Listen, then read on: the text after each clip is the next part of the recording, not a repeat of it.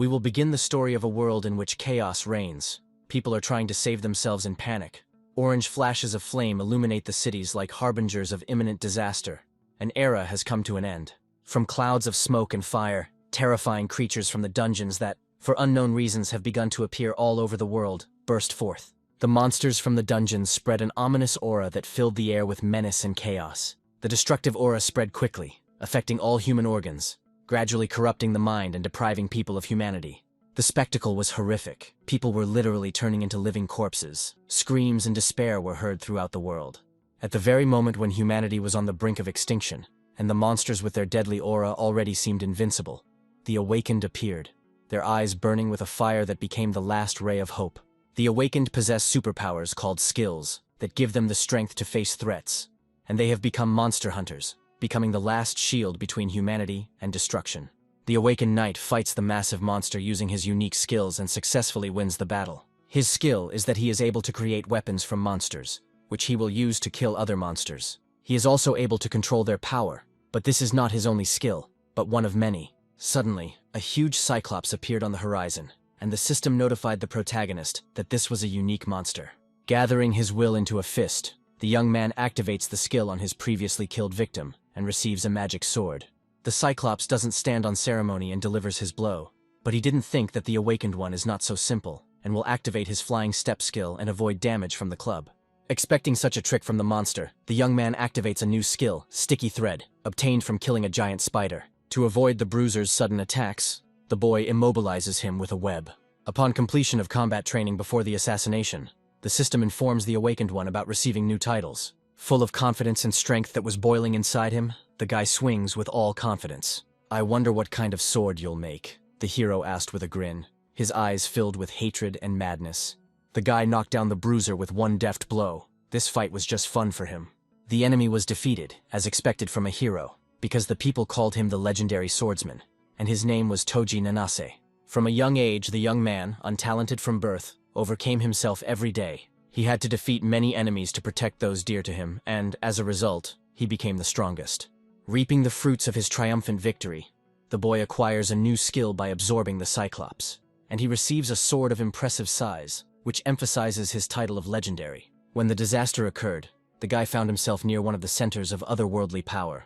It was then that he first became acquainted with the monsters that began to fill the planet. He was very scared. Fear gripped his whole body, not allowing him to move, not believing that this was happening in reality. All he could do was scream hysterically. The scream was so loud that it blurred the lines between reality and fantasy. A bright light poured through the window, illuminating the entire room. The guy found himself in his bed and realized that, fortunately, it was just a dream. The news reported that several clots of magical energy were discovered in Area X. Only awakened or technically equipped specialists can get rid of them. Suddenly, the main character was called out by his worried little sister. Her name was Miyu. She was worried that her brother left for work early and returned very late.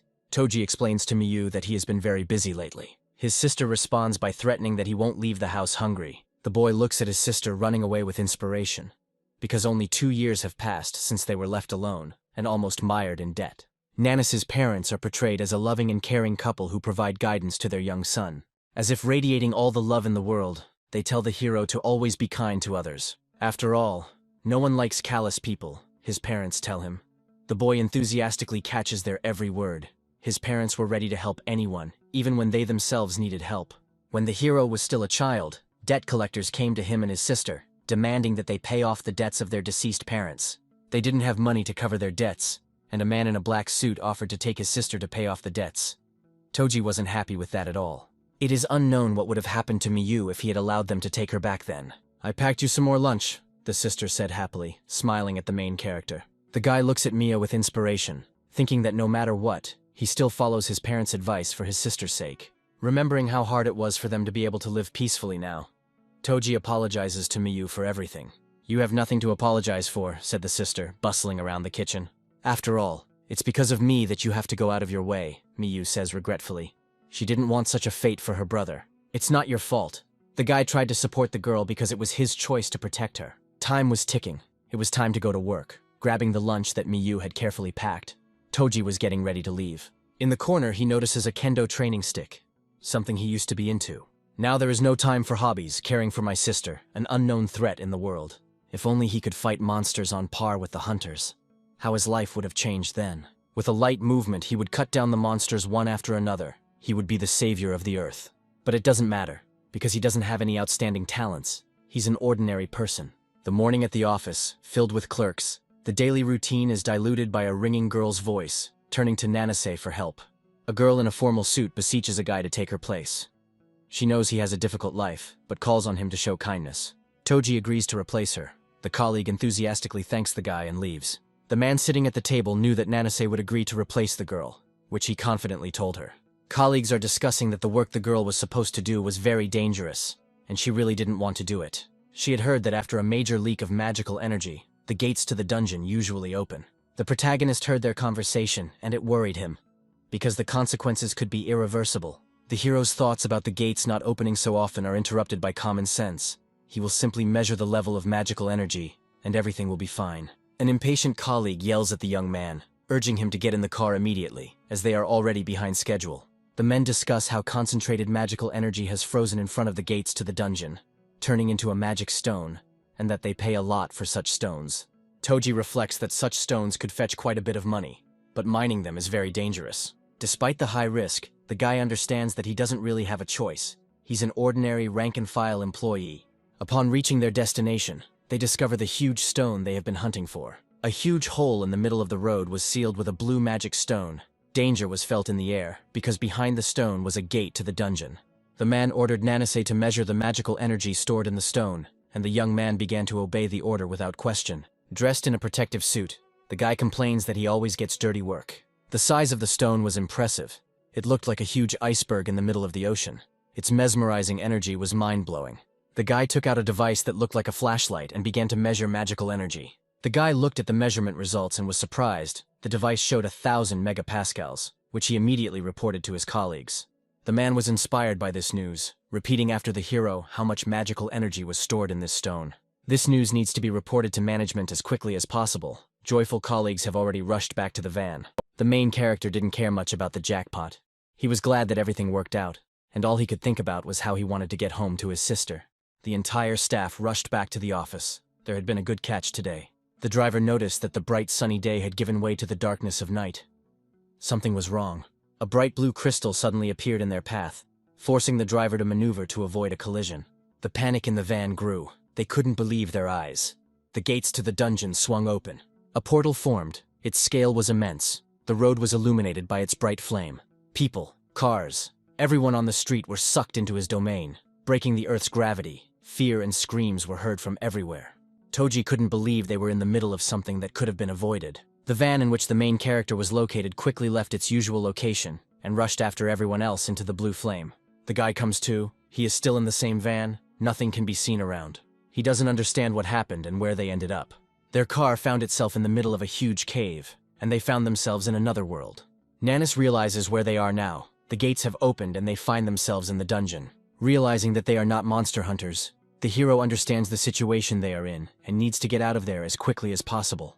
A colleague shouts that we need to get out of the car quickly. Outside, a pack of monsters was already waiting for them, having come out to investigate the situation in response to the unknown noise. Having hidden from the eyes of the predators in time, they were horrified by the size of the monsters. They were kobolds, ferocious dogs. With one leap, they destroyed an object unknown to them in the hope of getting a treat. The driver was very upset that his van had met its end, and his colleague explained to him that he needed to run away before they ended up where the car had been. Fleeing from the threat, the protagonist reflects that their only hope for salvation has been destroyed. The young man is angry that all the troubles always fall on his head. It's unfair. The boys ran quite far, caught their breath a little, and froze at what they saw in front of them. They were not the only ones who survived after falling into the dungeon. There were women, men, children, all wondering how to find a way out. They were all sucked into the dungeon too, Nancy reasoned. It was a terrible picture. Ordinary people ended up in a place teeming with monsters, several times larger than them. A man in glasses asks the crowd if there are any here who know how to fight. Toji's colleagues said that they could defend themselves and fight a little, and they also had weapons with them. The protagonist hears a heavy cough coming from the corner of the shelter. The mother hugs her child worriedly, not understanding at all how to help him cope with his cough. Nene suggested that the boy's mother put a protective suit on him. He explains that it will make it easier for him to breathe, and his mother thanks him with fear. The boy calls Nancy brother and asks him to come over. With a smile on his face, The rescued boy sincerely thanks Toji for saving his life. Having received gratitude, the guy understands that he did everything right. The noise and screams interrupt his idyll, and everyone in the shelter is worried. The kobolds have found them. They need to run away as quickly as possible to save themselves. Not everyone has the opportunity to leave the scene of the attack. The mother and child are frozen with fear, and the protagonist notices that they won't have time to escape. He makes a strong-willed decision to deal with the monsters, calling on his colleagues to do so, because they said that they know how to fight and have weapons. The guy, armed with a device for his work, gave commands to the guys. He would distract the monster, and they would finish him off. Without much enthusiasm, his colleagues agree to his adventure. Fear is visible in their eyes. Gathering his will into a fist, the main character attacks the monster. Having released an immobilizing net from its device, the monster becomes immobilized. All that was left was to kill the huge monster. The guys pounced on him with knives, but Kobold was fighting for his life and kicked hard, attacking Toji. The colleagues were unable to kill the monster because its strength exceeded theirs several times. Holding back the beast, Nanis asked to finish off the monster right now. The frightened colleagues were frozen with fear. This monster inspired fear with its agility and size. "No, we won't do that. You want to lure us into a trap?" the man said, fear completely overpowering his mind. Taken aback by his colleague's statement, Toji was frozen with fear. While his team was running away, and he was in the clutches of a ferocious monster, the hero asked them to come to their senses and help him. Realizing that he had no one else to rely on except himself, the guy had to go one-on-one against Kobold. With a powerful kick, Nanis knocked down the monster. The fight was tough, but he managed to deal with the predator and save his life. All he cared about now was finding a way out of the dungeon. Desperately trying to find a way out, the protagonist discovers that he is being chased by goblins. A huge figure was visible ahead. If he ran to the others now, he would bring trouble on everyone. He needed to think about how to get out of the situation himself. A large ogre with a sharp dagger in front looked menacingly at the guy. 3 goblins, hungry for profit, were waiting for him from behind. There was nowhere to retreat. He was surrounded. A huge monster swung at him. The ogre launched a devastating blow but missed, miraculously saving Nanis's life. Noticing a sword on the floor, he immediately grabbed it. Having assumed the stance he had learned in kendo classes, the hero was ready for battle, since he had no other choice. The goblin immediately attacked the guy, for which he received a blow to the head with the point of a sword. Toji was glad that he managed to fight back, and he shouted out in exultation that he could do it. Due to his delight, the boy lost his vigilance and didn't notice how the second goblin came up from behind and struck him in the side. Having knocked down the hero, the crowd struck him all over his body. "Damn, I knew nothing would come of it," said the beaten guy. As he lost consciousness, the guy wondered if this was all I deserved. Suddenly he remembered for whom he had been trying all this time, and why he was still alive, for his sister. Having come to his senses, Nanis notices something bright and shiny behind the crowd of monsters, resembling a chest. The chest, rumored to be made of divine silver by hunters, was so alluring that no more than 6 such chests were ever found. These chests are said to contain dungeon relics, valuable artifacts, and extremely rare weapons. "All or nothing," said the hero, pulling himself together. He risked becoming the owner of the treasure from the chest. He pierced the first goblin he came across with his sword. Ogre was not satisfied with this arrangement, and he swung again to strike his opponent. Toji didn't lose his composure and threw the just-defeated goblin at the huge monster. The goblin hits Org in the face. It wasn't a fatal blow, but it was enough to distract the monster, and the hero was able to slip through to the chest. The chest was large and definitely contained a worthy reward. The guy opens the chest in hopes of salvation. He discovers an old scroll. And that's all, a useless piece of paper, the hero wondered. Hope was rapidly leaving him. The boy fiddled with the scroll for too long, and the ogre dealt a strong blow to his back. As a result, the guy instantly fell down and began to lose consciousness from pain shock. On the brink of life and death, he saw his parents, who smiled at him as if nothing had happened, telling him that he needed to be kinder to the world. "Damn this kindness. I followed my parents' advice all my life, and what did it lead to?" The hero was angry. "Hey, you're the treasure of the dungeon." The guy turned to the scroll in a half-delirium. "Then help me!" he screamed with all his might, begging the mysterious treasure to gain consciousness and respond to his cry for help. The hero's hand reached out to the last ray of hope, to the scroll. "I have to go back," he shouted, encouraging himself, pain gripping his entire body. The org swung to finally finish off the annoying man. The hero thought that the motivation to return to his little sister and protect her was stronger than death. Toji activated the scroll. The magic skill converter was activated. The target of Toji Nanase was recognized. There were no unawakened skills. Suddenly a voice in the hero's head spoke. "The skill will be selected based on the situation. An analysis is carried out. The skill of the magic swordsman is selected.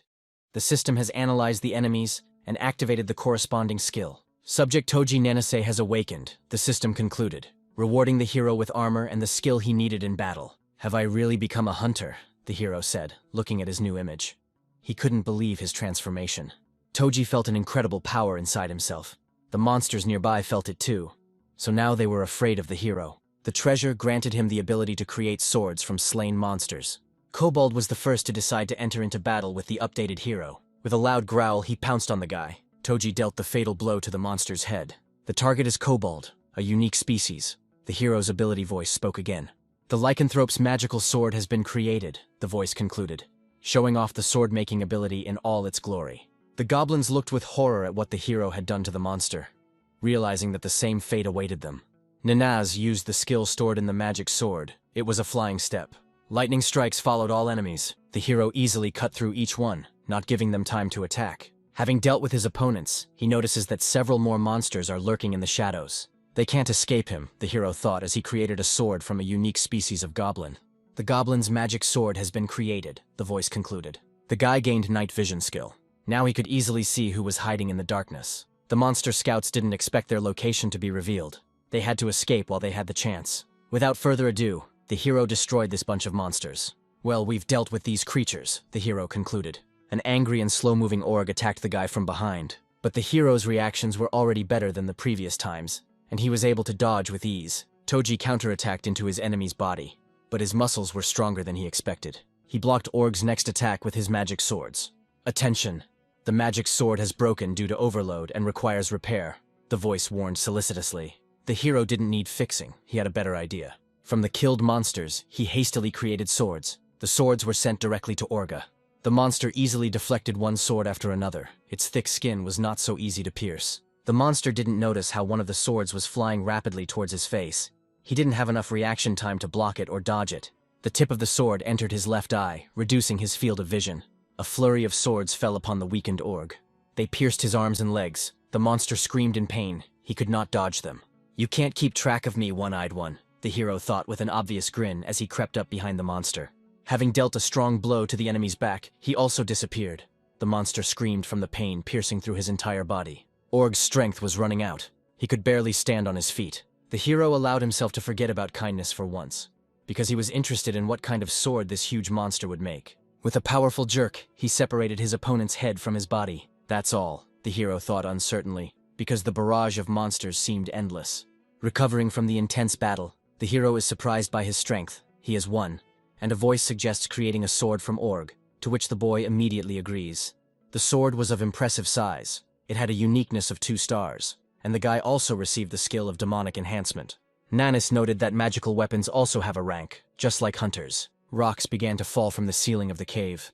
The dungeon began to collapse due to the defeat of the boss. Toji ran to look for a way out. He didn't want to stay here at all. He notices something with his night vision ability. 2 human figures were visible at the bottom of the cave. One belonged to his colleague who abandoned him to his death. The second was their driver. Karma does exist after all, the hero thought. He hoped that at least the mother and son had managed to escape. Now he is absolutely sure that he will see his little sister Mia again. The huge gates illuminated the area. There were people all around. They were rescuing the victims who came out of there and were ready for the attack of uninvited guests. There are 5 kobolds approaching. The girl warned the hunters about the impending threat. The monsters didn't keep us waiting long, huge and fanged. They came out in the hope of a feast. The monster hunters quickly dealt with the guests. Following them are 2 slimes, the man announced, ordering the hunters to freeze or electrocute them. Did someone really defeat the boss? But how? No one gave the order. One of the hunters was surprised. It was difficult for them to defeat all the monsters because there were more and more of them. Hunters, remain calm and do not lose control of the situation. The dispatcher of the Hunter Association, Yoichi Ariaki, tried to calm the worried team. If a monster appears that you can't handle, Lanmei will cover you. An ace up Yoichi's sleeve, instantly calming the hunters. The hunters met waves of monsters at the gate, and a figure was visible behind them. Her name is Ding Lanmei, and she is the 3rd most powerful huntress in the country. Typically, clearing dungeons happens in the following way, explains Lanmei. First, the professionals deal with the small monsters, and then they fight the boss. And this is what happens if you do everything exactly the opposite, the girl concludes. All the remaining monsters, not wanting to disappear along with the dungeon, run away from there in panic. All qualified hunters know the order. Who is this idiot who violated it? Dean is angry that someone neglected such simple, but important rules. The dispatcher says that the offender will be summoned to the association for questioning. Yoichi is indignant. Where is the promised detachment of soldiers? If they delay, then the association will get it again. Suddenly he was informed that the magic stone began to grow rapidly. He is warned that a huge monster will appear any minute. The faster the magic stone grows, the stronger the approaching monster becomes, sometimes stronger than the boss. Hunters, get ready, Yoichi commanded. The group was on alert. Everyone froze in anticipation of a powerful monster. Ding Lan Mei also prepared to attack in case the hunters were defeated. A huge monster appeared, walking slowly. The hero stopped in bewilderment. He was surprised by the people around him. He had never seen a dungeon being cleared before. Seeing the aggressive crowd with weapons, he realized that they were monster hunters. They were probably just about to enter the dungeon, the guy suggested. Those same mother and son, they were safe and sound. The hero exhaled, because he was so worried about them. They were completely defenseless. Surround him, Yoichi suddenly commanded. The hunters began to slowly approach the monster from all sides, giving it less room to maneuver. Don't let him break through the cordon, the hunter shouted to his colleagues. The dispatcher was surprised and assumed that the monster looked like a golem or a revenant. He learned that the power of this monster exceeded 10,000 megapascals. That means he's no weaker than a mid-level boss. Yoichi was horrified. Upon learning this information, the hunters tensed up. Dungeon bosses rarely gain 5,000 megapascals, but here they had twice as much. The Hunters Association found itself in a difficult situation. If they fail to defeat the monster, they will have to call for reinforcements. Toji stood in the middle of the street, afraid to move. It seemed he began to understand something. The association mistook him for a monster, and the young man became very tense upon realizing this fact. I have 10,000 megapascals. Even 5,000 is enough to instantly kill a person. Why am I so dangerous? Nanase reasoned about his strength. The command to attack sounded, and all the hunters rushed into battle. What should I do? The frightened hero thought. If he runs away, then the innocent will suffer. They certainly won't listen to him. One wrong move and they will finish him off. But if he dies, he will never see or protect his little sister again. It is difficult for a young man to make a decision, because his and other people's lives depend on it. Suddenly his thoughts are interrupted by the voice of the skill system. You are exhausted. The upcoming battle will require significant effort. It is recommended to retreat and deactivate the skill. The voice informs. If deactivated, you will return to your normal state to replenish your energy, the voice continued. Toji learned that once deactivated, it would be impossible to track him. It was decided to escape and deactivate. Perhaps this was his only option for salvation. He was going to disappear from the hunter's sight. Lanmei noticed his movements and thought he was up to something. Therefore, she decided to act preemptively. Drawing her blade, she rushed into battle. The hero quickly climbed onto the house and began to run away at full speed. But Dean didn't want to let go of her prey so easily and rushed after him. She caught up with the monster, her gaze full of hatred. The girl activated her skill, Kagura's blade, and dealt the first blow. The guy noticed that her blade cut through armor like butter. It was scary to imagine what would have happened if he hadn't dodged it. The huntress's movements were abrupt. Nanase remembered that he had heard about her somewhere. That same swordswoman Ding Lan Mei, her gaze was sharper than her blade. Realizing who the guy was dealing with, he immediately activated his flying step skill, and he began to quickly increase the distance between the girl and him. But she was running on his heels. He decided to make her way more difficult and kicked a huge concrete slab in her direction. A huge obstacle quickly caught up with her. This trick surprised the huntress, but she was not taken aback. With quick movements of the blade, she easily cuts the slab into several pieces, clearing a path for herself. Yoichi watches the chase and admires Lanmei's skills. The girl descended to the ground with precision. Where did he go? I don't feel his presence anymore. The girl looked around in confusion. The monster escaped, which made Dean very angry. She promised that she would definitely find him to get even. Wounded and exhausted, Toji barely moves as he makes his way to his home. The current amount of magical energy is 0. The optimal time to reactivate the skill is 12 hours, the voice tells him. Nanase, on his last breath, bursts into his home and is met by Miyu. Not immediately realizing who had burst into the house, the girl was in confusion. Realizing that it was none other than her brother, she became stunned. The hunter's dirty, bloody underwear was soaked in the bathtub. The guy tries to wash it off, and memories of the evening come to mind. He told his sister that he wasn't injured. It was just an incident at work. She shouldn't worry. The blood on his clothes wasn't his. But the hero lied a little because he lost a lot of blood yesterday. However, thanks to the skill, the wounds have already healed. Most likely Miyu will not even find out anything. All attempts to wash the clothes were in vain. They will have to be disposed of. The girl brother burst into the bathroom, demanding an explanation. Toji was worried that Miyu would find out that he had acquired the skill, which could be dangerous for her. Wow! When did you manage to become so muscular? You even have abs, the girl said in surprise, touching her brother. The boy didn't even notice the changes in himself. He and his sister concluded that it was a growth spurt. Perhaps we can thank fate for this, the hero thought, playing with his strong body. If I hadn't gained this power, I would never have seen Mia again, he continued, breathing a sigh of relief. Hey, open up. I know you're there. There was a knock on the door, shouting. Toji remembered that voice. It was the same collectors who came as a child. They pounded on the door, and somehow they managed to find them with Mia. Nanis ordered his sister to hide, but he himself quickly put on his shirt. Opening the door, a well-dressed man in a white bowler hat was waiting for him behind it. With 2 guys guarding him on either side, he greeted Toji.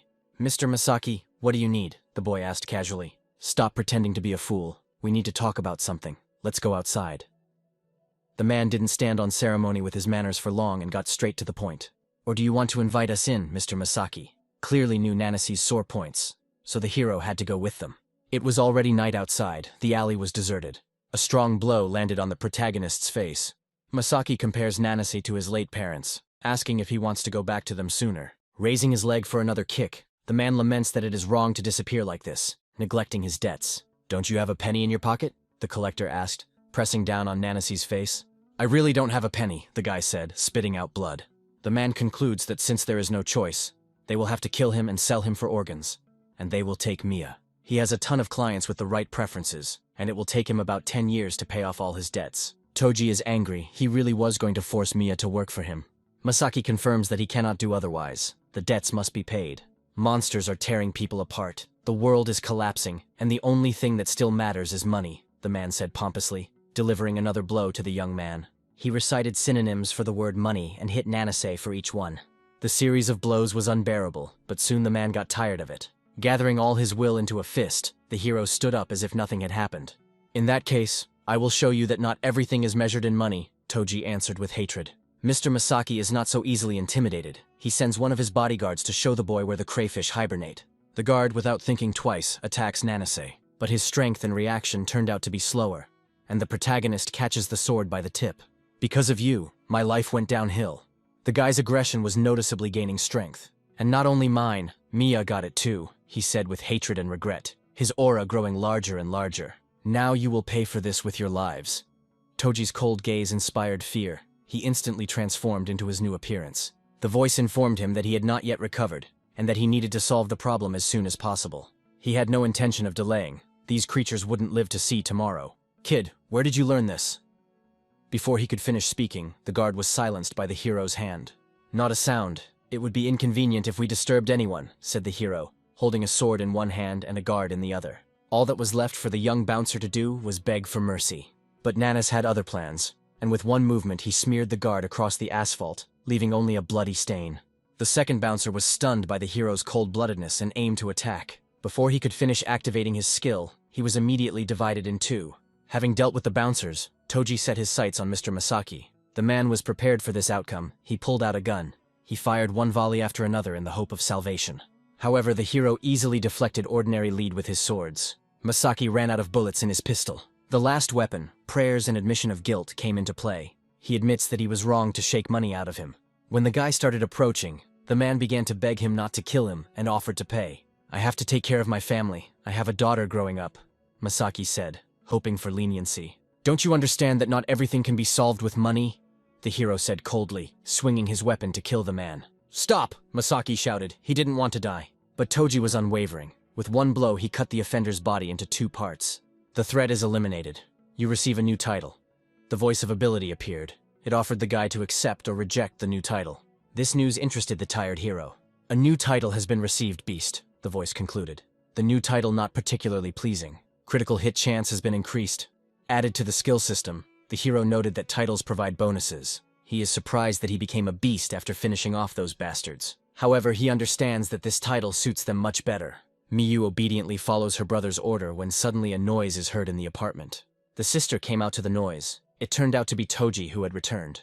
He reassured his sister that he was okay, and that they could now sleep peacefully. Miyu was very happy that their life would finally get better. She hugged her brother tightly. Toji felt that he was ready to protect his sister at any cost, because she was all he had left. To keep Miyu from worrying, he decides to keep his abilities a secret. The girl looks at the guy in bewilderment. Now they will have to learn to live again, because with great power comes great responsibility. The morning news showed the discovery of the bodies of 3 men, presumably attacked by a monster. The little sister notices with fear that the murder took place near their house. The hero breathes a sigh of relief upon learning that the incident was blamed on the monster. Perhaps the culprit of this incident is a creature nicknamed Number 1, since no one has ever encountered anyone equal to it in strength, the news added. Nanase choked on the unexpected sight of himself. After all, they had taken him for a monster, and even given him a nickname.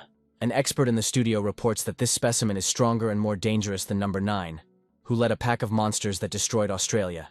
And even Number 13, which has taken over Arctica, isn't that dangerous. Nevertheless, the association has already managed to take some measures against all of them. Toji points out that he can't activate the skill in public. It's better for him to sit quietly and keep a low profile. Miyu shared with her brother that she was scared. Nanas reassured her that he would not harm her. After all, she is under his reliable protection. The sister calmed down. She trusted and would trust him, because he had never let her down. But such a harsh tone, not typical of a hero, surprised her. After a pleasant conversation, it was time for Toji to go to work. There is a resignation letter on the table. The boss examines him carefully. Nanas thanks the boss for everything and leaves. From today, his new life begins. He was used to giving up because he had no talent, but now he can fight. The boy came to the Hunters Association to obtain a license to provide him and his sister with a better life. The hero's characteristics improved, which gave him a sparkle in life. The girl at the reception melted, looking at the tall, handsome man. The guy thought something was wrong with him, so he asked if he had something on his face. The girl became embarrassed and hurried to send the guy to register with the association. In the MRI room, the hero was asked to test his abilities. It was scanned. The results showed that he had one skill, but he was quite atypical than the others. The doctor explained that he had very little energy, thanks to which hunters activate their skills. Toji realized that it was most likely because he used magic, not energy, during fights. The girl asked the guy if he could show her his abilities. Nanas wasn't happy with this arrangement, because if he activated the skill, the energy would immediately flow out. He tried to explain that this wasn't the best option. She understood everything, because some people prefer not to talk about their skills, and the nature of some abilities is very difficult to explain. He was asked to wait until the paperwork was ready. It wouldn't take long, within an hour. The hero thought about what the doctor had said, that the nature of some skills could not be explained, and he wondered if there was someone with the same abilities as him. Suddenly the boy's name was called. The 3 boys looked at Nanase with disdain. It seems the hero recognized them. These were the guys who bullied him at school. The bully grabbed Toji and began to tease him, not believing that he could have abilities. The hero didn't like this, and told Fujita-senpai that it didn't concern him. Fujita was surprised that Nanase had become bolder, but explained to him that any hunter needs connections. So weak, but so much arrogance. We need to put him in his place. The guys united to teach the upstart a lesson. Toji noticed that one of them had the ability to measure energy. The boys surrounded Nanase from all sides, the tension growing. I just want to get a license. You can leave me alone. The irritated hero tried to reason with the offenders. Then apologize, like in the good old days, and say that you won't do it again, Fujita quipped, and it only amused him. Toji looked angrily at the blonde guy. The second one didn't like it at all. He didn't like it so much that he attacked the hero, but his ardor was quickly cooled. Nanas threw senpai at his henchman. The ability voice recommended him to activate the skill, but Toji explained that he didn't need to do that, since this was a normal fight. He wasn't finished with the villain who had tormented him throughout his school years. He stepped on it. Well, go ahead, apologize, and I'll forgive you, Nanas said mockingly, realizing that the advantage was now on his side. However, the boys didn't play by the rules, and took out their guns. The hero noticed this. With one jerk, he grabbed the retinue by the throat. I accelerated as fast as I could, and he pinned them against the wall. The boys dropped their weapons. He raised them high above him. It was difficult to breathe. They tried to loosen his grip. They were surprised that he was so strong without activating the skill. All Toji could think about was how good it felt to kick the asses of those who thought they were invincible and make them feel terrified. It turns out you've become so strong, Fujita said, rising to his feet. You started this, said the hero, throwing the nearly suffocated guys onto the floor. Senpai only became more enraged by such impudence. Having activated the skill, he decided to teach Toji a lesson. Nanas didn't know if it was a bluff, or if he was actually going to use the ability. Fujita was gathering a stream of fire energy into a ball. He was actually using his abilities. The flames raged, and Toji was surprised at his senpai's stupidity in deciding to use the skill in the Hunter Association. The flame was bright. If he used the ability, it would be hard for him, as well as for the whole association. Attention, the enemy is about to attack you. It is recommended to eliminate the threat immediately, the voice advised. The hero was thinking about how to knock out the blonde guy with one blow to stop this. Fujita's friends asked him to stop, because it was very dangerous. He would burn everything down. Fire to kill, watch and learn, said the distraught Fujita. What are you doing? An irritated, unknown voice rang out throughout the corridor. The man scolded the boys for using their skills in a prohibited place, and he asked for a senpai license. The offenders ran away with their heels flashing just to avoid problems. The man asked the hero if everything was okay and apologized for the incident. But it seemed like this guy was familiar to him. The dispatcher recognized Toji, and Nanase remembered Yoichi. They discussed how the local bully was still causing everyone trouble just like he did at school. Yoichi Ariaki is a good friend of Nanase's since school days. I'm glad that everything turned out this way, concluded Toji. Ariaki promised to personally hand over the license to his friend. It is almost ready. Yoichi gets burned by the drink. The hero notes that he is still sensitive to high temperatures, just like in the old days. The dispatcher congratulates his friend on becoming a hunter. It is difficult for Toji to share his joy. He says that his case is difficult. He himself still does not understand how this happened to him. Yoichi explains that he wanted to become a hunter himself, but instead joined the ranks of service personnel. He also asks when the hero received his abilities. Nanase replies that it was very recently, out of the blue. Toji wonders if there is another way to gain skills, such as using items. In his practice, Ariaki does not recall such cases, but he notes that if there are artifacts that can grant abilities, then the class of this hunter will not be lower than legendary. These explanations were enough for the hero. A huge portal in the middle of the field. The hero stood opposite him, about to enter. Before going into the dungeon, they discussed with Yoichi that Toji wanted to go on a solo raid for training, and the dispatcher sent him to the beginner level. Since he is now a hunter, it is time to learn more about his abilities. A low-ranking dungeon, and one without spectators, would be ideal for him to start with. He entered the dungeon. Inside, it was the same as in many other dungeons. All conditions for using the bonus have been met, the voice said. Toji asked what the conditions were. The conditions were obtaining at least one title, reaching a certain skill level, the level of magical energy being greater than 90, and the user being alone. It seemed like this skill had a lot of interesting features, so he agreed to apply the bonus without hesitation. The bonus, Training Dungeon, was unlocked. A voice sounded. The hero was surprised that it was not a title or an item. The dungeon turned red, perhaps its rank increased. Nanis heard a loud noise behind him. A huge monster was running towards him. The appearance of the boss at a low level stunned the guy. With huge claws and teeth, the monster was 10 times larger than the hero. Toji activated the skill and rushed towards the monster. He hit him straight in the head. Drawing his sword, he laid the monster out in one motion. Thanks to his beast title, he was able to cut the monster's neck with one swing. Large kobold, a more advanced member of the species. Do you wish to create a lycanthrope saber? The system inquired, and the hero immediately agreed. Lycanthrope saber, 2 stars, leadership skill. The boy noted that with the help of this skill, he could become the leader of the kobolds. The sword turned out to be heavy, and the system suggested placing it in storage. This surprised the hero, as he had not known about such capabilities. When I clicked on the cell, the sword disappeared and appeared in the inventory. Clicking on the sword in the inventory, it appeared in the guy's hands again. He noted that the inventory could store 25 swords. A noise distracted him from studying the inventory. A horde of monsters came to the noise to deal with the guest. With the help of the new sword, he cut down half of the monsters with one lunge. Fighting them is more difficult than with ordinary ones. You will have to use the effect of the title to its full potential. He killed everyone, creating a pile of swords after each death. In his arsenal, he now had 5 lycanthrope swords, 3 sticky swords, and 2 zombie swords, all of which he put into storage. The system detected several identical swords and suggested combining them to make them stronger. The result was a lycanthrope sword with 2 stars, with the flying step skill. Stars determine not only the weapon's rank, but also other key characteristics, rarity, skill, and so on. This information provoked Nanase, and he decided to raise all weapons to 2 stars. While searching for monsters, he found a huge door and assumed that the dungeon boss was hiding behind it. He opened his arsenal. He had plenty of swords. Considering how strong the monsters were here, he wouldn't deal with the boss quickly. However, this was a great opportunity to try out new swords in battle. He was ready to meet the boss. He walked through the door. A huge knight, the boss of this dungeon, was waiting for him on the throne. The atmosphere of a medieval castle was in the air. The knight, awakened by ancient magic, rose from his throne. The boss of the training dungeon, the Holy Knight of White Light, has appeared before you. The enemy system introduced. Toji became nervous. He didn't expect to see a medieval knight. It was clear that this boss was the complete opposite of the hero in strength. The system noticed that by defeating the knight, the hero would receive a reward. The White Knight drew his sword. He immediately attacked Nanase. They clashed in a fierce battle. The hero used the flying step skill. He began to run around the White Knight, choosing the right time to maneuver. Quickly taking a small sword from his inventory, he aimed to kill the boss in the neck. But he foresaw his attack. He managed to dodge the fatal blow. Visibly nervous, The hero selects a zombie sword from the storage room. The boss went on the attack. With one swing of his sword, the White Knight deals colossal damage. Toji is thrown into the wall by such force. He broke his sword. The hero is surprised by the strength of his opponent. He has never met such bosses before. The system notifies the hero that the enemy has a skill with an anti-demonic effect. His attacks deal more damage to all creatures of darkness.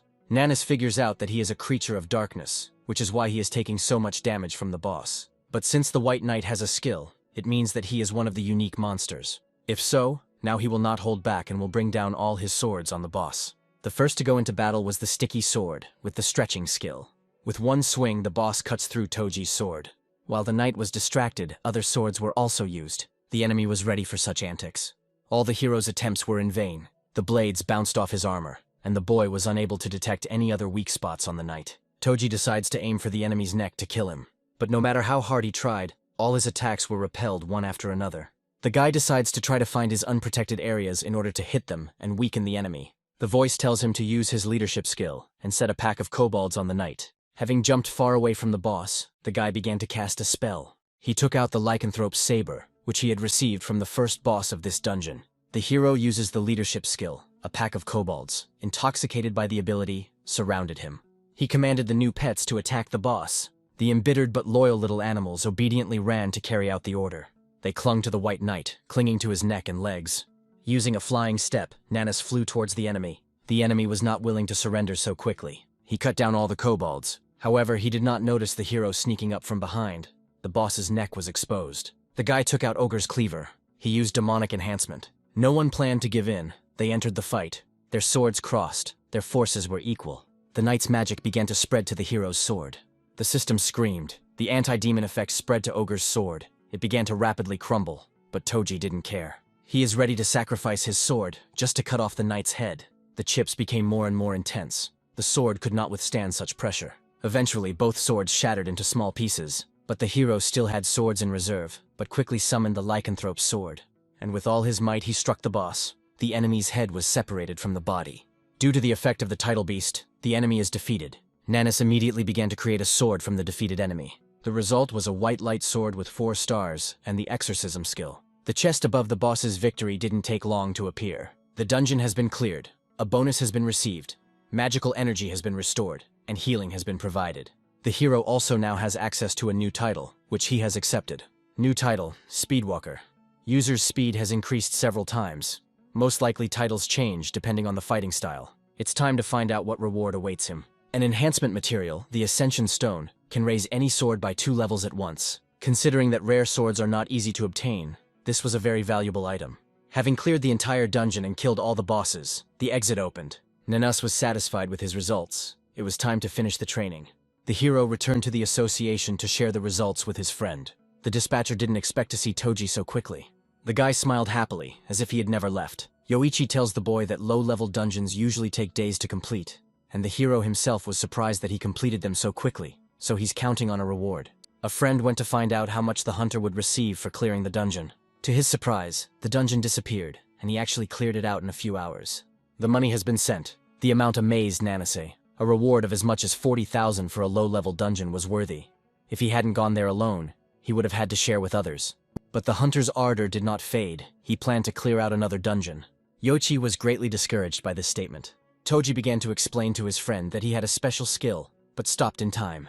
If the dungeon hadn't mutated, its magical energy wouldn't have been restored. But that information is unlikely to play into his hands. Instead, he showed that he was in good physical shape, and asked to see the list of available dungeons. The dispatcher warned the guy against overexerting himself, but provided a list of dungeons. Nanis was attracted by something. An unusual plant grew in the dungeon. Yoichi told me that healing herbs grow near the entrance to the dungeon, and that clearing them also gives good rewards. If he is lucky, he will be rewarded with a top-level elixir, a universal cure for all diseases. This discovery amazes the guy. He remembers how his sister recently felt ill. The illness upsets her very much, because she really doesn't want to be a burden to her brother. Due to the effects of magical energy, Miyu's condition has worsened greatly, so she hardly goes to school. If he could get this elixir, he would be able to cure her. A friend says that this is a very rare find. You can buy one like it on the market for at least 100 million, but it will be difficult to find it yourself. The desire to help his sister was stronger than anything else. He declared that he wanted to go there right now. Yoichi explains to the boy that the dungeon will only open tomorrow, and he won't be allowed in there alone. This dungeon is located in the center of the city, and has a very high rank. To reduce the risk of emergency situations, hunters do not go alone.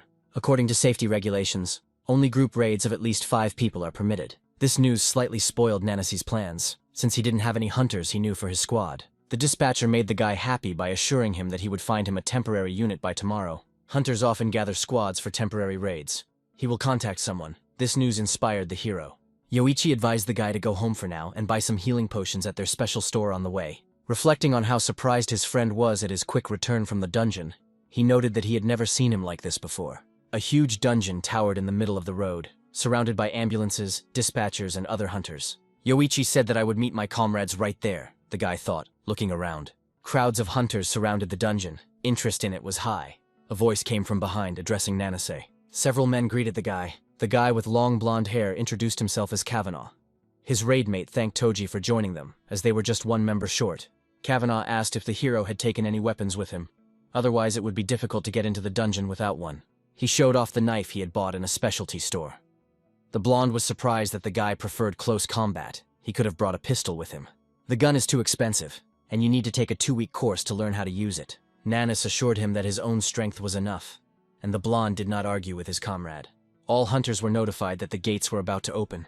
Kavanaugh suggested moving closer to be among the first to enter. Some of the monster hunters were already in the dungeon, fully prepared. The monsters of this dungeon came running to their noise. With shouts, the hunters rushed into battle. While everyone was busy clearing the way, Nanasi's raid stayed behind, watching. He noted that the hunters' resources, such as bullets and energy, were not endless, but they did not stand on ceremony with the monsters. Loosening their grip, goblins crept up behind the guy unnoticed. They knocked him down and started beating him.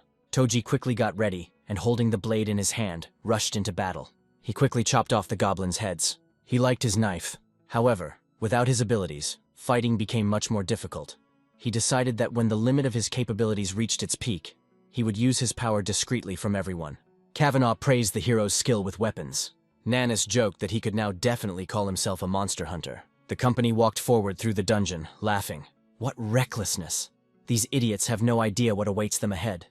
Let them rejoice while they still can. The blonde thought to himself, grinning maliciously. Especially you, Toji Nanase, Kawano continued in his head, clearly admiring his plan. The detachment of hunters moved further and further into the depths of the dungeon.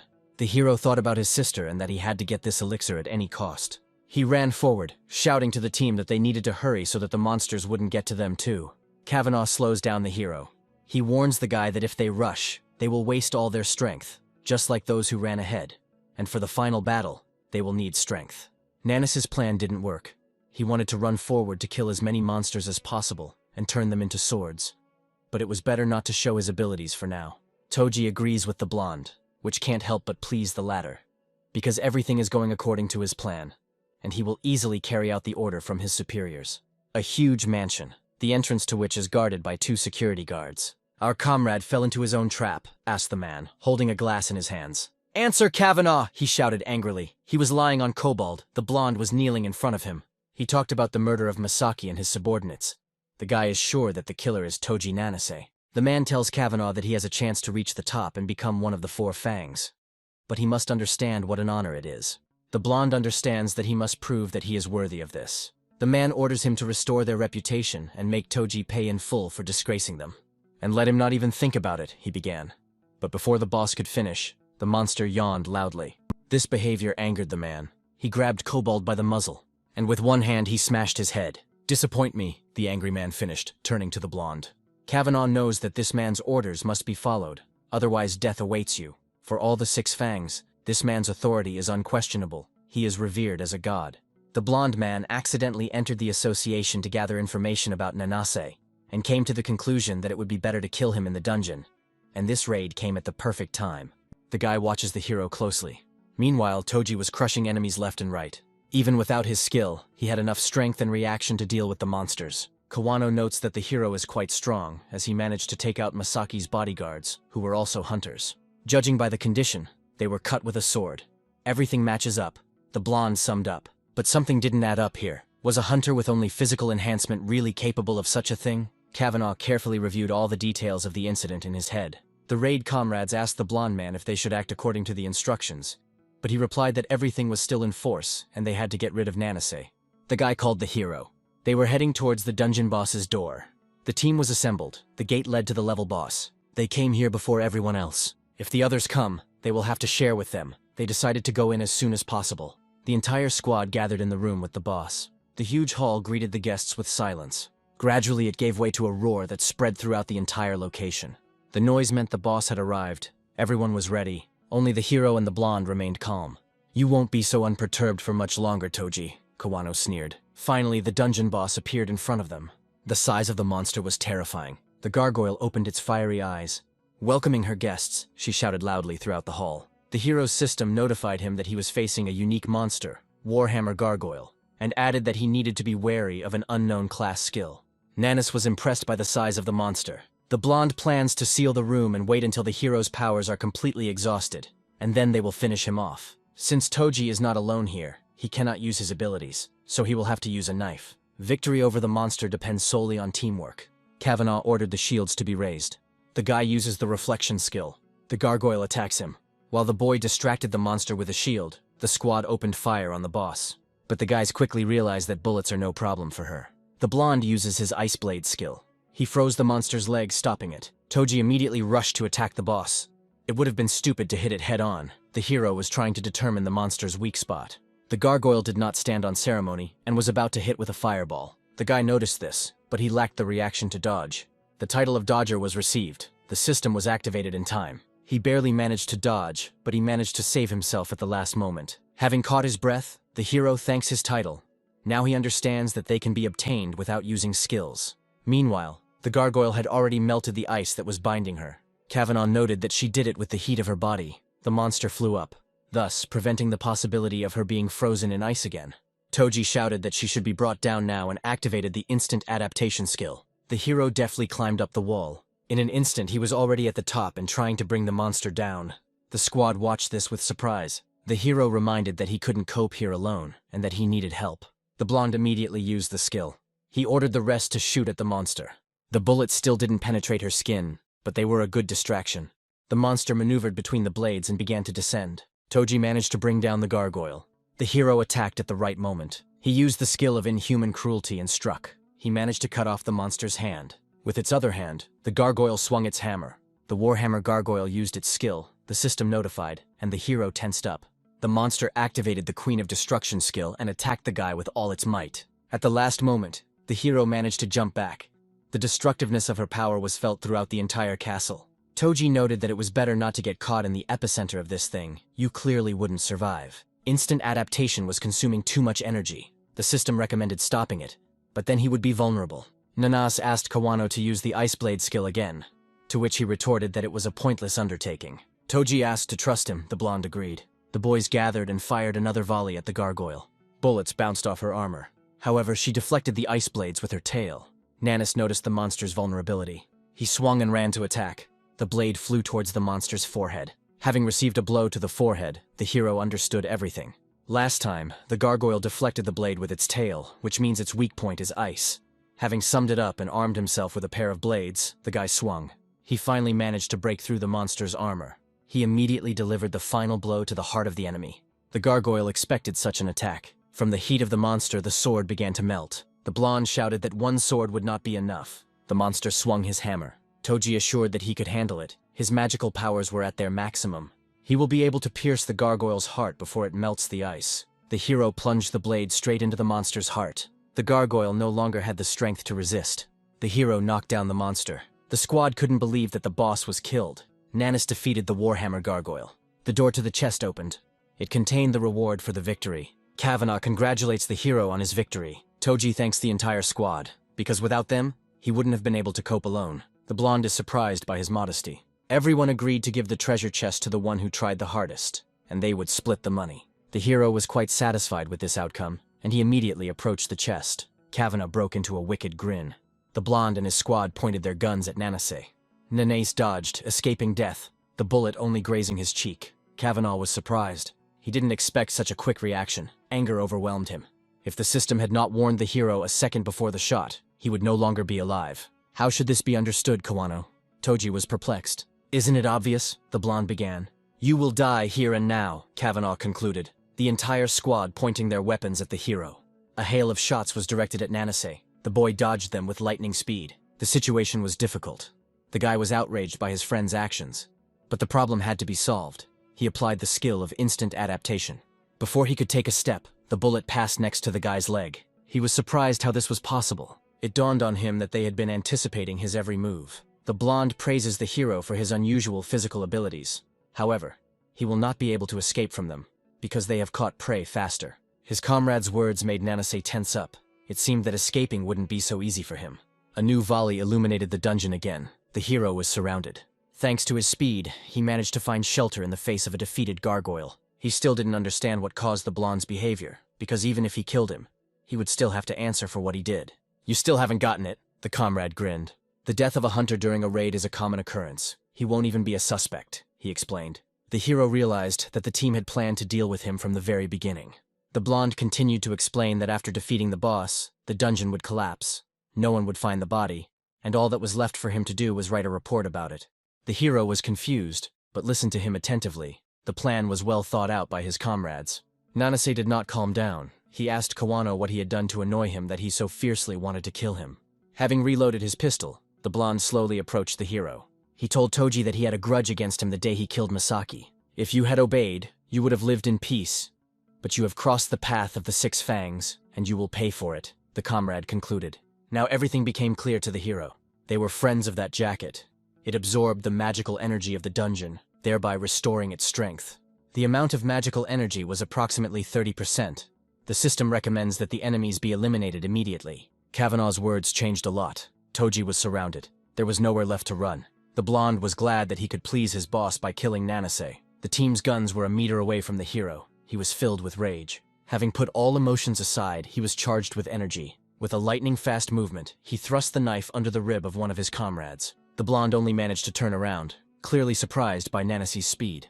Now the hero could breathe a sigh of relief, because all this time he had been unable to activate their skill. The guy was afraid that he would harm innocent people. If they just wanted to kill him, he would not blame them. However, they were the same as Masaki, people who lost their human dignity and ruined his life. And he does not regret killing him. The red-haired boy was outraged by Nanase's insolence. Holding a machine gun in his hands, he began to fire the entire magazine straight at the hero. Toji's speed was faster than lead, and he was able to easily dodge bullets as he approached his comrade. Red didn't understand how this was possible. It was inhuman speed, which the hero hadn't demonstrated during the fight with the gargoyle. Nanase explained that he gave it his all during the fight, but now he has much more motivation, which gives him incredible strength. The comrade used the reflect skill to reflect the damage that the hero would inflict on him. However, Toji got behind him and struck him in the ribs. The blonde watched their fight and was annoyed that his teammate couldn't defeat Nanase. It's a dummy skill, not a skill. It can only be used to repel a frontal attack, the hero concluded. The redhead fell dead. The shield didn't help him. One blow from behind proved fatal. The second comrade did not appreciate the hero's show-off. He summoned a bunch of small balls, and he used his magnetic field skill, shooting balls like bullets. The balls flew at Nanase, and he had no trouble dodging them. The comrade didn't expect to hit the hero, but it was worth trying. The balls returned to the owner, surrounding him. Thanks to his skill, he made himself a dome of rapidly spinning balls. Unlike the redhead, he had no blind spots, and no matter how fast the hero moved, he was completely safe. Toji agreed. It wasn't so easy to get to his comrade. So he decided to take the strong one. Taking the gargoyle's hammer, he swung at the guy in the dome. The hunter did not expect such a move from the hero. Realizing the hopelessness of the situation, he asked Nanase to stop. But Toji was merciless. With one blow, he left the guy nothing but a wet spot. The sixes were finished, and they and the blonde were left alone. The hero said that it was too late to beg for mercy, but if he asked nicely, he might have mercy. This statement made Kavanaugh laugh. He never ceased to be amazed at the boy's naivety. Showing a tattoo of 4 fangs, he explained that killing the team would not make him tremble in fear. Nanase understood who he was dealing with. The blonde stated that it is not only the hero who knows how to hide his true power. A huge ice crystal formed above them. Their eyes met. Now there would be a decisive battle. Only one of them would emerge from the dungeon. Kavanaugh used the ice field ability. A huge crystal flew straight at the hero. He jumped high into the air, dodging the attack, his reaction faster than the blonde's. The comrade, intoxicated with his superiority, grinned while Toji was in the air. Ice magic spread across the entire dungeon floor, making it impossible to land. Nanase didn't expect such a trick. He managed to land and retreat before the icy bayonets could touch him. He gathered all the energy in his legs and jumped. He managed to push off and fly high. Meanwhile, the floor was already completely covered with icy blades. He caught his knife on the wall under the ceiling. "So you can create more than just spears," he reasoned, turning to Kavanaugh. The blonde mocked the guy, suggesting that he had only woken up yesterday, since he had never met such a slow-witted person. Kavanaugh explained that skills have many uses, and that hunters are the next evolution. By exploring their abilities in depth, they can expand the range of their application. And since he has learned to create ice swords, he will be able to control the element of ice itself. The blonde snapped his fingers to demonstrate his power. At that very second, huge icy hands materialized and flew towards Nanase. They forced him to let go of the knife and break away. Hands tried to grab him. The hero fought back as best he could. While he was struggling, the blonde created hundreds of ice swords. The swords flew straight at Nanase, without any ground under his feet. It would be difficult to dodge them all. Kavanaugh appreciated the guy's skills. If he hadn't been ordered to kill him, he would have gladly taken him into his squad. The blonde's speeches were infuriating the hero, and his patience was running out. Toji began his transformation. His comrade was not ready for such a development of events. A huge explosion spread throughout the entire dungeon. The ice shards on the floor, strewn with blades, shattered into pieces after the explosion. Kavanaugh did not understand what happened and where these explosions came from. A dark aura filled his mind. He was in a daze. Anxiety gripped his body. He did not understand what kind of monster was in front of him. The aura was more powerful than that of the dungeon bosses. His hands began to tremble involuntarily. Meanwhile, Toji had already completed his transformation and appeared before the blonde. The hero was in full uniform, charged up and ready for battle. Kavanaugh was in shock. The monster called number 101, which was talked about in the news, was in front of him. Nanis was annoyed that he had to use his skill. He didn't want anyone to see this form, but there was no other way. He repeated the blonde man's words that the death of a hunter during a raid was a common occurrence, which meant that his disappearance would not seem strange to anyone. The astonished comrade could not believe that it was Toji Nanase in front of him. He put all the facts together in his head. That Masaki was killed just when number 101 appeared. But he could not have imagined that he would turn out to be a hero. Confused, Kawano couldn't figure out whether Toji was a man or a monster. The hero grinned. He left the decision about his belonging to the blonde, releasing his energy. The aura quickly caught up with its comrade. Nanis's power was poisoning his entire body, and Kawano's abilities weren't enough to neutralize it. The hero thanks the blonde for valuable advice on studying his abilities and expanding their range of applications. He became curious about the effect that would occur if he concentrated his magical energy. The blonde realized that he had only made his fate worse by giving advice to the hero. He should have silently swatted him away. Toji was learning his new skills. He learned to use his energy to bring people to their knees. The blonde was offended. He would never allow anyone to put him on his knees. With the last of his strength, he created a huge ice crystal. The energy was weak, but he managed to maintain his magic. He shouted about his belonging to the Four Fangs, that his name was his pride. The hero was surprised that he could still move, despite the influence of his aura. Nanis was not impressed by this performance, and with one swing, he destroyed the ice crystal. The blonde was wasting his energy in vain. The jokes were over. The hero went to Kavanaugh, giving him a powerful kick in the stomach, from which the blonde flew back several meters. He understood that all his attempts to attack would be suppressed. It was useless. Having built an ice wall between them, he decides to retreat. Toji was amused by the blonde's attempts to escape from him. Having struck with his sword, he was unable to break through the wall. It was quite thick. Meanwhile, Kavanaugh was strategically retreating to report what he had seen to his boss. The world is ruled by cruelty and force, and if there is someone stronger than you will be left looking like a fool. The hero decided to try to create a sword from a slain gargoyle. He created the 4-star Warhammer sword. The hero called out to the blonde. He tells him that they themselves awakened the beast in him. If his group had not given him a merry life, the monster would have slept peacefully. Nanis used the King of Destruction skill. Using a hammer, he smashed through Kavanaugh's thick wall. Approaching the blonde, the hero reflected on how many lives their team had broken and taken. By killing him, perhaps there will be fewer innocent victims. What an irony. The hunter himself became the prey, the hero concluded, swinging his hammer. Kavanaugh begged the boy to stop. One blow and the head was crushed, leaving behind only a wet spot. The enemy has been defeated. The system offers to accept a new title. By agreeing, Nanis received the title of Chopper, with the bonus being increased stats in one-on-one combat. With all the enemies dealt with, you can focus on your goal of saving your sister. A huge chest stood waiting for its liberator. The hero really hopes that what he needs, an elixir of the highest level, is waiting for him inside. After all, only with his help can he cure Mia. Toji looks at the contents of the chest with anticipation. Inside, a well-deserved reward awaited him. It seems this is not what he expected to see. The reward was a whip. the contents of which upset the guy. But he was not upset, and decided that he would look for the elixir in a place where medicinal herbs grow. However, he had no idea what to do with the whip. The system told the guy that this is a weapon of subjugation. It allows one to subjugate weaker opponents to one's will. The reward turned out to be very worthwhile and useful for future cleanups. After receiving the gift, the dungeon began to collapse. Toji was about to leave, but before doing so, he looked around the battlefield. "Goodbye, Kavanaugh. Nothing personal, but you're still a bastard," the hero said goodbye to his former comrade. And he ran to look for a way out. Near the entrance, a crowd of hunters discussed the details of their dungeon clearing. The two guys were discussing how the raid hadn't been easy, and they were wondering who had managed to kill the boss. Nanis managed to transform into human form and leave the dungeon. He looked around at the hunters. There were some who had received serious injuries. The guy from the association ordered everyone who had arrived to go back since the dungeon was closing. And soon the monsters will crawl out, which they will take on themselves. Goblins and zombies crawled out in hopes of salvation. The hunters dealt skillfully with the monsters. 2 kobolds slipped out of the hunters' sight and ran towards the cripples. Scared to death, they fell to the ground. Toji sighed tiredly. He grabbed a sword that one of the hunters had left behind. With one swing, he cut down all the kobolds, not allowing them to feast on their colleagues.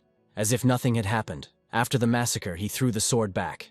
The monsters were gone, the dungeon was empty. Gradually, the entrance began to narrow until it disappeared completely. The dispatcher announced the closing of the gates, the perimeter was cordoned off, and all participants in the raid could collect their rewards at the main office of the Hunters Association. There was a whole line for the reward. The hero was surprised that all raid participants received a reward for clearing the dungeon. Yoichi appeared and explained to the guy that if they only rewarded those who defeated the main boss, their association would be inundated with complaints. Moreover, everyone took part in the fight against the monsters. Continuing the conversation in his friend's office, the dispatcher was glad that the hero had escaped from the dungeon alive and unharmed. He asked the guy how his first raid in his life went. Nanas recalled the sad events that happened in the dungeon, but Yoichi said that it was hard for him because he separated from the squad at the very beginning. The dispatcher was concerned about their fate. Toji assured them that they were most likely okay. They were pretty strong guys. Yoichi told Kawano that he was a brang hunter, an experienced fighter, which is why the newcomer Toji was assigned to him. Nanis was amazed that he was so strong that he could defeat the experienced hunter. The dispatcher asked his friend if he had any questions or suggestions for him. The only question that interested the hero was whether there were any vacant apartments nearby, in some well-guarded building, since he was planning to move. Yoichi didn't expect to hear such a question from his friend. After a long day at work, Toji returned home where Miyu was waiting for him. At dinner, Nanase suggested that his sister move to a safe place so that the bad guys wouldn't find them again. Miyu agreed with her brother. According to Kavanaugh, his entire gang knows that he killed Masaki. If they attack, he will be able to fight them off, but Miyu will not. Yoichi helped him find a wonderful room in the association members' dormitory. But in order to cover all the expenses, Toji will have to clear even more dungeons. During raids, you can't kill many monsters and create swords. He decided to go into the dungeon alone to get a big reward. There were squads of goblins in the dungeon. However, it is not difficult for the hero to deal with them in one fell swoop. Having killed another bunch of goblins, he noticed a much larger enemy ahead. The dungeon boss appeared in front of him. He swung his club at the hero. Toji dodged the attack. He rose high above the monster to attack. With one swing, he deprived the monster of its head. The enemy was defeated and the dungeon was cleared. A huge snake appeared before the hero. Without thinking twice, the guy dealt with her in one fell swoop, and the enemy was defeated. One by one, Nanis cleared the dungeons, killing their bosses time after time. Articles began to be written about Toji. The speed of his cleanup was astonishing, and was on the lips of all hunters. Another boss was defeated. This was already the 5th dungeon in a week. The hero became stronger with each defeated boss. The news of a newcomer who was clearing dungeons at supersonic speeds was making waves among hunters. The two boys were discussing this news and wondering who it could be. Yoichi passed by and overheard their conversation. He reflected on the fact that his friend's strength was growing, and weak dungeons were no longer causing him any difficulties, and he decided to offer the hero to move on to the next stage. Nanis came to the dispatcher for another raid. The friend looked at the hero, considering his proposal. Yoichi greeted the guy and offered to discuss something with him. He asked Toji if he wanted to take the advanced training exam. The dispatcher's proposal puzzled the hero. He didn't know they had something like that. All hunters have their own ranks, just like dungeons. The higher your rank, the greater the reward, and you will also be able to access more advanced dungeons. The hero did not show much interest in the offer, since the size of the reward did not particularly concern him. But he did inquire when the exam would be. The friend proudly said that for him at any time, which inspired Nanase, and he agreed to start working with him right away. A moment later, They were already in front of the entrance to the dungeon that had been awarded D rank 2 days ago. He was chosen to conduct the exam, but the dispatcher emphasized that the guy did not have to clear it completely at once. Yoichi will be the examiner, so Toji will need to prove himself in action, so that the dispatcher can evaluate his abilities and decide whether he is worthy of D rank. The hero was surprised by his friend's courage. He would never have thought that he would dare to go down into the dungeon. However, there was magical energy in the dungeon that could be perceived by hunters, but not ordinary people. Nanase was worried about his friend. Yoichi reassured the awakened one that with the help of the protective suit developed by the association, he was not afraid of magical energy. By wearing it, he will be able to survive in the dungeon for about 2 hours without any harm to his health. But what about his safety? It will be provided by C-rank guys. The dispatcher had everything under control. The guys got to know each other. The guy with the shotgun was glad to meet the newcomer, especially since he was on everyone's lips, and he couldn't wait to find out what skills the hero had. Yoichi encouraged the boy that he could handle everything if he relaxed and didn't screw up too much. The squad entered the dungeon and the exam began. The inside was covered in crystals. The previous dungeon was of a higher rank than this one, but you have to be careful. Suddenly a monster appeared in front of them. Nanase quickly got his bearings and activated the title of Savage and Cutthroat. With one blow he cut the monster in half. The squad was delightedly surprised by the hero's reaction. And although Toji couldn't use his abilities, his titles helped him out a lot. Other monsters came running to greet the guests. Yoichi was worried that his friend wouldn't be able to handle 3 reptilians at once. The hero got into a fighting stance. He was confident in his strength because he thought through every step. Having gathered himself, he went on the offensive. In an instant, only pieces remained of the monsters. The reptilian archer took aim at the guy, but Nanase was also prepared for this attack. With one deft jerk, he threw his knife. The monster was immediately stunned before it could attack. A clear hit between the monster's eyes killed it instantly. The hero took the knife from the reptilian's carcass. He didn't even sweat, on the contrary, he just warmed up. The squad was in a bit of shock from what they saw. They discussed how the hero dealt with several reptilians and basilisks in one fell swoop, and if they were combined, their strength would be like that of an E-rank dungeon boss. And Nanase managed to kill them easily and single-handedly. Yoichi thought, over the past 2 weeks he had been surprised more than once by his friend's speed in clearing dungeons, and kept wondering what skill helped him achieve success. And he came to the conclusion that the hero had no special skill whatsoever. However, his strength and speed were unimaginable. Nanase had come this far using a simple knife. Another monster was defeated. Toji himself did not expect how easy clearing this dungeon would be. The boys never ceased to be amazed at the hero's speed and strength. Yoichi decided to ask his friend how he manages to deal with monsters so easily. Suddenly the dungeon began to rumble. The sensations were comparable to an earthquake, not typical for this place. The blue crystals changed color to purple. Even the dispatcher couldn't understand what was happening. The system alerted the hero to the imminent appearance of a new dungeon in this location. The concentration of magical energy is rapidly increasing, which will lead to a change in the environment. Something was breaking through from underground. Huge columns began to be erected on the site of what had previously been a wasteland. An impressive statue of a reptilian appeared in the middle of the dungeon. The concentration of magical energy was too high. In anticipation, Toji turned his attention to the squad. Hunters weren't affected by the concentration of magical energy, but Yoichi was an ordinary person. Unfortunately, he could not cope with such force and lost consciousness. Nanase rushed to help his friend. With his last strength, Yoichi explains to the hero that they need to leave immediately, as a dungeon overlap has occurred. This is a rare occurrence, with only 9 cases recorded worldwide, and the event was an anomaly with unknown causes. The dispatcher's suit won't withstand such a powerful magical effect. Yoichi needs to be pulled out. The defending guys shouted that the exam was cancelled, since Yoichi's life was a priority. Magical monsters began to emerge from underground. The hunter started shooting at them. He made a lot of holes in the monsters, but it didn't work. They easily pulled them in. They were unusual monsters. You can't take them out with firearms, you need to use skills. The guy uses the swamp skill. Snake-like monsters were summoned from underground. They attacked monsters and immobilized them. The magical beasts were under the control of the swamp skill. The guys were glad that they managed to detain them. Unexpectedly, another batch of magical creatures emerged from behind the columns. There were more of them than before. They were rapidly approaching the detachment. The lizards suddenly appeared above the hero. Toji called the guys for help. A huge carcass fell on their heads, and almost everyone managed to jump back. The creature grabbed 2 hunters and began to swallow them. Nanase didn't have time to do anything in this situation. He only called them. But it was too late. The monster had almost completely swallowed them up. All they could do was scream hysterically. The monster grew larger, fed by the energy of the hunters. This creepy grin foreshadowed big problems for the hero. It dawned on Toji that these were the spirits of the monsters he had destroyed while clearing the dungeon. The system began analyzing the dungeon. concluding that they were in a reptilian tomb. The number of monsters grows exponentially until all the magical energy of the dungeon is exhausted, and the hero is advised to clear it or retreat. He didn't really have a choice, since the exit was blocked by monsters. Having transformed, he hoped that Yoichi would be able to hold out. During the fight with Kavanaugh, he learned to control the release of magical energy, which will help him not to harm his friend. A huge shadow monster attacked the hero. Toji grabbed the monster. A huge clot of magical energy was right above him. Rage charged the awakened one.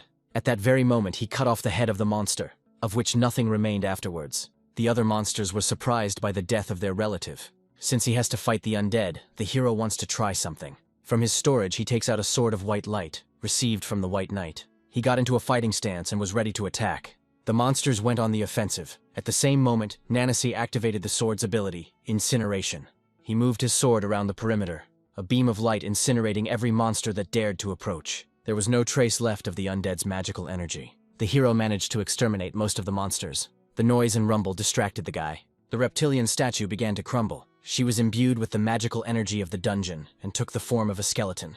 A huge lizard with a sword in its hand appeared in front of the hunter. Before him was the owner of the crypt. These antics no longer impressed the hero. The system has detected a sharp surge in magical energy. The boss released a powerful blast of energy. The guy barely managed to dodge. Having identified the root of all evil, the hero was ready to clear the dungeon. There was little time. He decided to finish off the creature with one blow. Toji unleashed a flurry of blows on the reptilian's leg. The creature's bone was shattered, but it immediately managed to grow back together. The hero was surprised that it didn't work. The monster was immobilized. The boss struck the hero with a powerful blow. The impact caused an earthquake throughout the entire dungeon. The columns began to collapse. The guy was upset that he was unable to defeat the monster with one blow. The system conducted a report on the enemy. The king of the fallen reptilians was feeding on the magical energy of the dungeon. The boss grabbed one of the fallen columns. Swinging, he chose a target to throw. The column flew towards Yoichi. Nanis didn't expect such a trick from the monster. The column hit the target exactly. Toji managed to prevent his friend's death in time. The hero realized that the monster had identified his weakness, and he was not so simple. The guy asked the system to assess his friend's condition and how to save him. The system recommended that Yoichi be taken out of the dungeon as soon as possible to stop the infection process. The hero had only 10 minutes to spare, but that was enough for him. Gathering his strength, Nancy was ready to destroy the monster. The motivation to save his friend charged him with energy. The hunter immediately went on the offensive. He designed his attacks to deal with the problem effectively and quickly. With one blow, the monster's arm and weapon were severed. With all his strength, Toji aimed to deliver the decisive blow. He thrust the sword of light into the monster where its heart should be, and used the radiance ability. A flurry of light illuminated the dungeon. The monster screamed in pain. Nanis climbed onto his sword that was sticking out of the boss. Flew high above the enemy. The hero summoned the sword hammer of war. The monster understood what fate was in store for him. He decided to attack the unconscious Yoichi with his tail. Toji used the skill King of Resolution. The title of Cutthroat was activated. A devastating blow from the hammer landed on the reptilian's head. The boss was completely covered in cracks. The body and head were successfully crushed into small pieces. The monster's tail never managed to reach Yoichi. The dispatcher's life was not in danger except for magical energy. The king of the fallen reptilians is defeated. The concentration of magical energy returns to normal. Having finished with the boss, Nancy immediately ran to his friend. The system suggested creating a sword from the defeated boss. The hero said to create it and immediately hide it in the inventory. Having placed the dispatcher on his shoulders, he immediately rushed towards the exit. Yoichi managed to wake up when the magic began to stabilize. He could barely see his savior. The dispatcher began to take a closer look. He clearly saw his friend Toji, but his strength was rapidly leaving him, until eventually he lost consciousness again. The exit was very close. Nanis ran as fast as he could to help his friend. The remnants of the Chudish blocked his path. The hero was angry. He had no time at all. Like annoying flies, the hunter dealt with them in one blow. The monsters only became formless, but this was enough for the hero to continue on his way. He defeated the boss, but he was unable to clear the entire dungeon. Finally, he found a way out of the dungeon. To avoid being recognized, he deactivated his skill before leaving. They ran safely through the exit. A whole association was already waiting for them, with other dispatchers, hunters, and rescue services. Toji was glad that they were sent people to help. The hero immediately handed his friend over to the rescue team, explaining that the concentration of magical energy in the dungeon had suddenly increased. Without asking any unnecessary questions, the ambulance immediately left with the victim. Finally, Nanis could breathe a sigh of relief. A familiar voice behind the guy caught him by surprise. Turning around, he recognized the legendary huntress May. She asked the guy what happened in the dungeon. Toji was glad that she didn't remember him after their first meeting, while explaining that there was an overlap in the dungeon. The information about the imposition made the huntress think, because the dungeon level was low. She also asked where the other hunters who accompanied Yoichi were. Toji sadly told how they were attacked by monsters, and the boys died. This news alarmed Mei. Despite the sad circumstances, she advised the guy to thank fate for his survival. The time for talking was over. Monsters were about to emerge from the dungeon. The huntress commanded the others to prepare for battle. The monsters didn't keep them waiting long. The crowd was already making its way through the exit into the dungeon. The guys didn't expect the monsters to come out, because the dungeon hadn't been cleared yet and hadn't collapsed. In one blow, Mei dealt with a crowd of monsters. She explained to the hunters that the rules of normal dungeons did not apply in this case, so they needed to be on their guard. A couple of monsters broke away from the crowd and flew straight towards the dispatcher's girl. Toji and Mei noticed these monsters.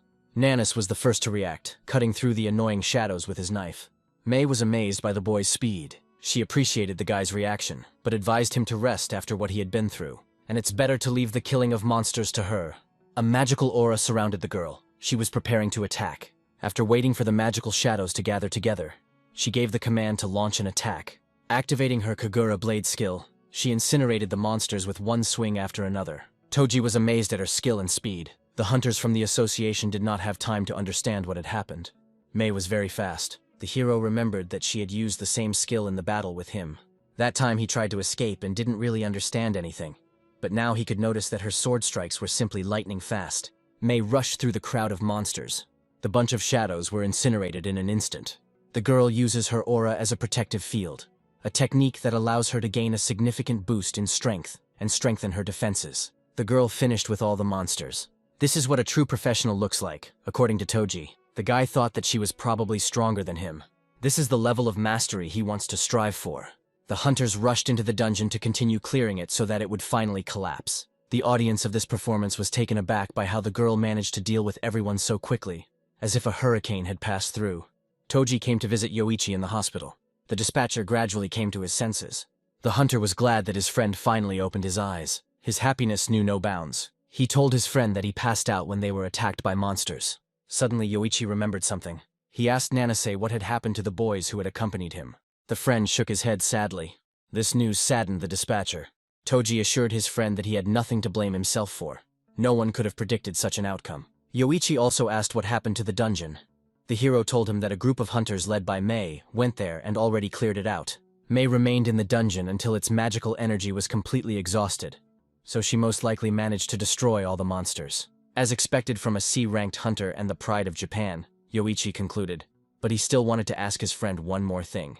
How did he manage to get him out of the dungeon? Toji began to explain that two hunters were distracting the monsters. The thing is, Yoichi interrupted him. He saw a blurry silhouette in black armor. This silhouette looked like the monster he had recently encountered. Nanase was nervous, realizing where this was all leading. Yoichi didn't delay. He directly asked the hero if he was number 101. The hero was frightened by the fact that his identity had been exposed. Toji gathered his strength. He didn't know what to answer. Having gathered his courage, he finally admitted that he was number 101, and he continued to explain, as if in confession, what had happened on the day when the first murder took place, and that it was he who had killed Kavanaugh's squad and himself.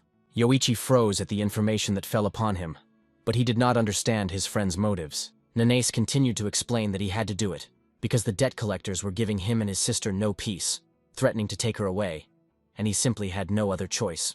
The dispatcher wanted to know everything, and asked his friend to tell him everything in more detail. After Toji's story, Yoichi realized that his friend had gained his power in the dungeon, after which he unleashed it on the creditors and their friends. Nanase asked his friend for forgiveness for keeping this information from him for so long. The dispatcher reassured the guy that it wasn't his fault. He just needed to be a little more attentive. Yoichi showed understanding for his friend, since it wasn't easy for him. So many difficulties fell on his head. He simply dealt with them as best he could. However, he asked the hunter what he would do next. Toji would like to keep his identity a secret, and continue working as a hunter to provide him and Miyu with everything they need. Others are unlikely to understand that he is not a monster, but a human, and from now on he will try not to cause any more trouble for Yoichi. The dispatcher appreciated his friend's plans, as people with magical powers pose a huge threat to the entire world. If the full truth about the nature of his abilities came to light, he would not be able to protect it. Yoichi advised the hunter to refrain from killing even in self-defense. Everything has its limits. Nanis heard his friend's instructions. The dispatcher was already quite cheerful. and he had a lot of work to do. He was ready to return to duty. Toji called his friend. A sincere smile spread in gratitude. He was glad that he had finally shared his secret with him. Yoichi accepted his friend's gratitude with understanding. He also wanted to help him. A new day, the dispatcher provided a list of available dungeons that can be cleared alone, so that the hero does not have to reveal his secret. If he needs anything else, Yoichi is ready to help. On the way, Nanase met a puzzled girl. She and the boy next to her asked if he was Toji Nanase. The hero answered positively, asking a counter-question about who they would be. The couple was inspired. They didn't expect to meet him, so they insisted on an interview, handing Nanase the phone. The news on the smartphone shocked the hero. The front pages featured his photo and his recent achievements of rising through the ranks and setting a record for clearing dungeons. Toji didn't understand what it all meant. The girl explained that they wrote an article about his exploits. It takes ordinary people at least 3 years to reach this level. They were new hunters and wanted to get some pointers from a rising star. The hero was confused by his sudden popularity. A crowd of hunters surrounded him, all asking for advice. The guy didn't need all this fame for free. Yoichi watched all this. He grinned, thinking that Toji was now a local celebrity. At the same time, the Fang boss was collecting a report from his subordinates on the elimination of Toji Nanase. Looking at his phone, he was greeted by the latest news, with the hero looking at him. Out of anger, the man smashed his smartphone. Why is this bastard still alive? The boss was indignant. The guys in jackets didn't know what to answer. The man asked where Kavanaugh was, to which he was told that they thought he had already returned. The boss took the bottle. It was clear that Kavanaugh would not return. What a mess, the man shouted, smashing a bottle over the new pet's head. He swung, and he thrust the sharp part of the bottle into Kobold's neck. The boss was furious. The subordinates watched the whole scene with fear. The man called on the squad to gather and finally rein in the hero. The jackets apologized to the boss and promised to deal with him immediately. Stamping his foot with all his might, he shouted at his subordinates not to ruin his reputation anymore. The man thought that if the boy wasn't afraid to go out in daylight, then he wasn't afraid of them at all. He also ordered to take more people with them and bring the hero's head. If they came empty-handed, they would have a hard time. This young man will know how to mock me, concluded the angry boss. Toji arrived at a new D-rank dungeon for his qualification. He was surprised that the environment here was not like in the low dungeons, assuming that there would now be lava and snow everywhere. He became curious about what kind of monsters lived here. Suddenly, as if on cue, monsters emerged from the lava lake. The hero was surprised to meet the hellhounds. They ejected clots of magma from themselves. Nanase's reaction did not fail him, and he jumped back from the attack in time. He activated his flying step, his speed increasing significantly. Having run to the other side of the bank, he managed to escape from the hounds. Taking a breath, he prepared to strike at them. A hail of swords came into the room. Many monsters received fatal damage. Toji rushed to finish off the rest. Body parts were scattered throughout the dungeon. The hero noticed that the local monsters were different from those he had seen before. From the remains of the hellhounds, it was possible to create a 2-star black flame wolf sword with explosive power skill. Nanas was calculating how many more monsters he needed to kill here to improve his swords. He was glad to go on a solo raid. He felt free on them. Eventually he reached the dungeon boss. He walked through the door with anticipation. He was greeted by a huge lava lake. This time she was hotter. A huge hand emerged from the lava. Toji didn't expect the boss to emerge from under the lava and in such a large size. With one blow, he pushed the approaching hand away from himself. The owner of the limb began to emerge to the surface. A unique boss, the Flaming Shaitan, appeared before the hunter. As your rank increases, bosses become stronger, the hero concluded. The worried monster was angry. The boss's impressive size only irritated Nanase, who was planning to have a lot of fun. The Blazing Shaitan was larger than the other bosses. Without wasting any time, the monster summoned the Hellhounds. Toji took the lycanthrope's sword. He used the leadership skill, summoning several kobolds. The monsters grabbed each other in a fight. Having freed himself from the interference, the hero went on the attack against the boss. The Flaming Shaitan collects magical energy. The system reported that the monster had used the eruption skill and advised the guy to quickly retreat. A lava flow rushed towards Nanase. This attack only makes it more difficult to get close to the boss, but the hero was ready for such difficulties. Using the flying step skill, he began to quickly climb up the monster's arm. Having taken a swing at the monster, he also used the title of Cutthroat. Shaitan was not one to be timid. His hand was already flying towards the hero. Toji didn't expect a counterattack. He barely managed to defend himself, but the lycanthrope's sword was shattered into pieces. The hero was not prepared for his sword to break so quickly. At that very moment, the summoned kobolds disappeared, and the hounds turned their attention back to the hunter. There was no choice. I had to summon a new sword. The boss did not calm down and directed the lava flows again. Nanas realized that Shaitan was striking twice at once. The hero cannot land normally due to the constantly incoming lava. An idea came into his head. He pushed aside the approaching hounds. He walked through each one with lightning speed. Thus, he managed to throw the annoying monsters into the lava. Toji caught the perfect moment to attack, and he delivered a powerful blow with his sword to the enemy's chest. The attack was not powerful enough to harm the monster. In that case, he decided to try using the Reptile Lord's sword he received in the dungeon for skill upgrade. The hero used the sword's ability, Radiation. He directed the ability beam into the boss's chest, and Shaitan screamed hysterically. The ability corroded part of the monster's skin, and the hero found a way to fight it. In an instant, the monster decided to plunge into the lava. Access to it was now blocked. Toji lost his grip on the monster and fell straight into the lava. He decided to take a risk and took out the Warhammer sword from his inventory. Activating the King of Destruction's skill, he struck the lake, granting access to the boss. The monster did not appreciate being discovered. Nanis mimicked Shaitan, noting his cowardice. The boss swung at the guy. The hero took out the reptile sword again, noting the monster's sluggishness. He remembered how Mei was able to float with the help of a sword, which meant he could do it too. The hunter gathered all his will into a fist, gathering strength for the blow. The sword swing hit the boss. The attack went straight through the chest. The flaming Shaitan fell on the hellhounds that had emerged from the lake. Finally, the boss was defeated. Suddenly, the system began its report. Strangers were discovered in the dungeon, most likely awakened ones, possessing various skills. Toji was surprised by the system's message. Yoichi said that he would be the only one here. Perhaps the association made a mistake. He decided to go out and tell the other hunters that he had already cleared the dungeon. The door opened and a crowd of people entered. The hero wondered who it could be. They looked like employees of the association. People were coming closer and closer. The men in jackets and glasses never ended. They surrounded Nanase, pointing their guns at him. The hero was not surprised by the new circumstances. When I noticed a badge on one of them, everything fell into place. Six Fangs were already giving him no peace. He asked what their purpose for coming was. A team of experienced Fang group hunters stood behind the jackets. If the boss hadn't sent them, they wouldn't even have soiled their hands on him, the man began. The girl hinted that they needed the hero's head. He caused them a lot of trouble. Toji tensed. The hero noticed a tattoo with 5 fangs, which meant they were a step higher than Kavanaugh. He was amused that so many people were sent to capture him. The man explained that he had nothing personal. The boss's wishes were law for them. With a gesture, he ordered the hero to be killed.